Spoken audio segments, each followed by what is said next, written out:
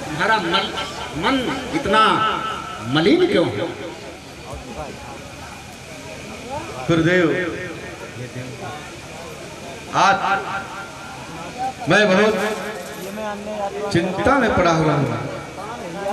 राजन, गुरुदेव के रहते हुए आपको चिंता, व्यथा, ये तो अचरज है। बताओ, चिंता का कारण बताओ। हे देव, उतरता है देखो यह अपना प्रति जवानी का, देखिए सूखता जाता है यह अपना खेत जवानी का।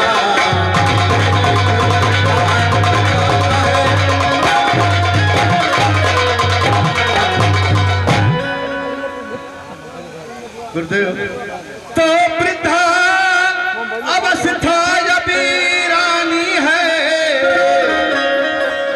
तरुणाय अवस्था अब भागी है, मेरे सोने ही सोने में हो रही चाँदही रानी है। गुरुदेव, तू जब ब्रह्मचर्य को पूर्ण किया तो रहा मैं गृह के संयम में, अब लेकर बाण प्रस्थान करे ऊंचे सन्यासिया।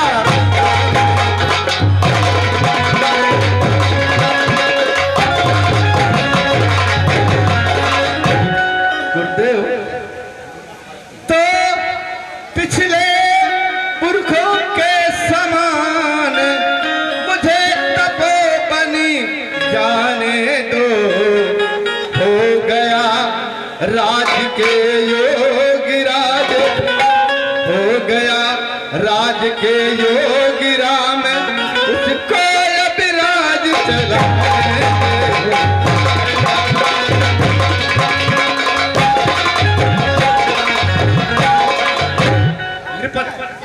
पहले चिंता का त्याग करके धैर्य का धारण करो और प्रस्थान करो।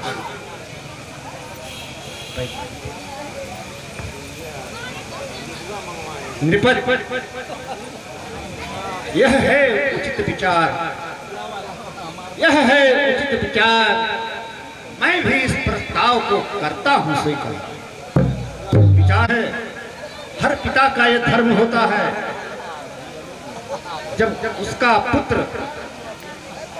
योग्य हो जाए, सयाना हो जाए, तो वह अपने सारे दायित्व को पुत्र पर सौंपे और स्वयं परमात्मा का ध्यान करे। यह तुम्हारा विचार तो मुझे उत्तम लगा। यही गुरुदेव मैं चाह रहा हूं। परंतु पुत्रों पर डाले राजभार, यह तो विचार अति उत्तम है, और चौथापन परमात्मा को दी, यह गृहस्थियों का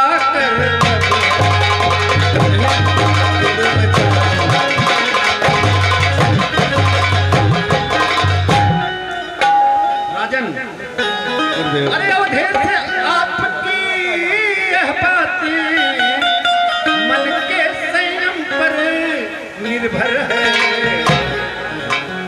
तप करो तपोवन में जाकर, बस यही आपकी।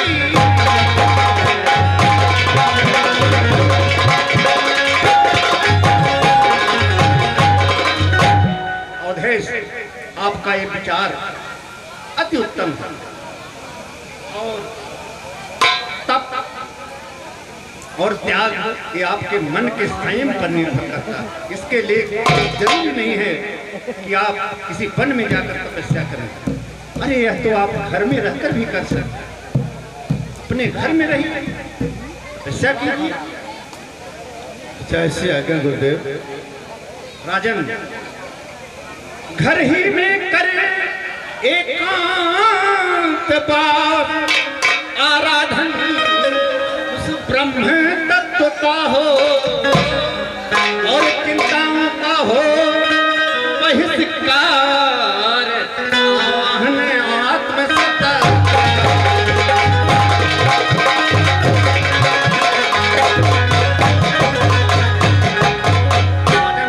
आप धन धान्य से पूर्ण चक्रवर्ती सम्राट, अभी चाहो तो अपने महल में कहीं एक एकांत वास बनवाकर वहीं आप ब्रह्म की उपासना करो, वहीं आप अपनी चिंता को त्याग करके सारी तपस्याओं को पूर्ण कर सकते हो। आपको वन में जाने की क्या जरूरत? पुत्र को राज, ये तो मेरे समझ में आ रहा है, लेकिन आप चक्रवर्ती सम्राट होते हुए वन में तपस्वी की तरह तपस्या करेंगे, ये बात मेरे समझ में नहीं आ रही। राजन, और आप ये जानिए कि आपके चारों पुत्र अवतारी हैं, वो कोई साधारण मानव नहीं है। उनमें समस्त दैविक और अलौकिक शक्तियां विराजमान हैं। इसलिए श्री रामचंद्र युवराज बने, यह विचार तो अति उत्तम है, और छोड़े समस्त चिंता मन की, जब चिंता मणि अपनी।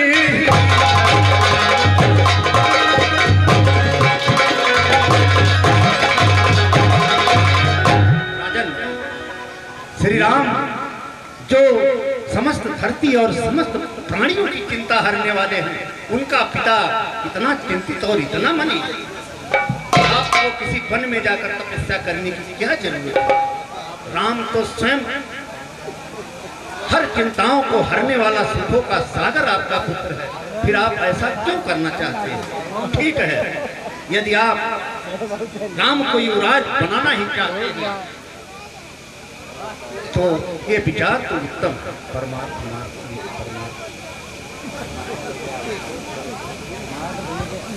गुरुदेव,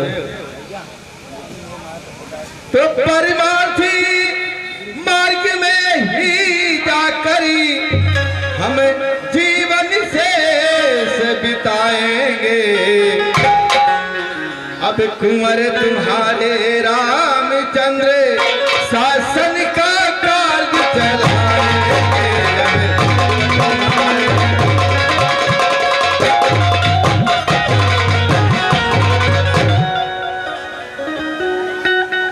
ठीक है राजन, यह विचार आपका अति उत्तम है। राजन, ये विचार अति उत्तम है।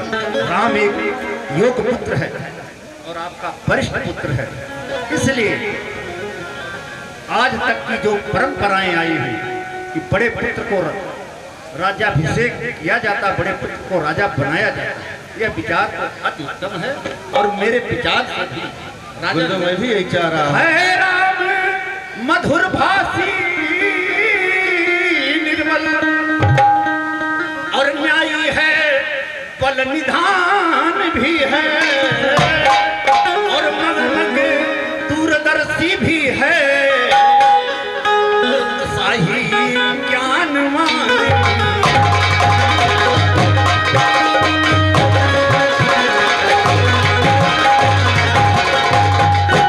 गुण जो की चाहिए राजा में, वो सभी राम में दर्शे हैं, इसलिए वही राजा हो तो आप राज के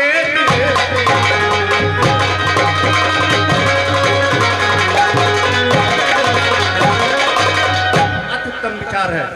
राजन, राम ज्ञानवान, दूरदर्शी और वीर और बहुत ही महत्वाकांक्षी मर्मज्ञ पुत्र है, इसलिए ये विचार तो मुझे अति उत्तम है।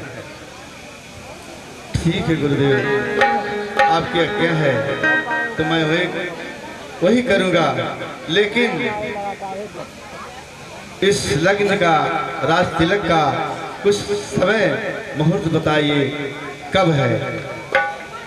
चलिए, घबराहट और चिंता की क्या बात है राजन, ठीक है।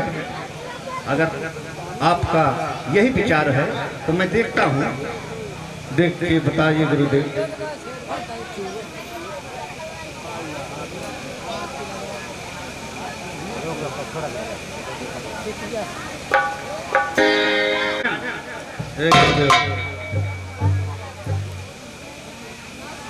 तिथि, नक्षत्र और योग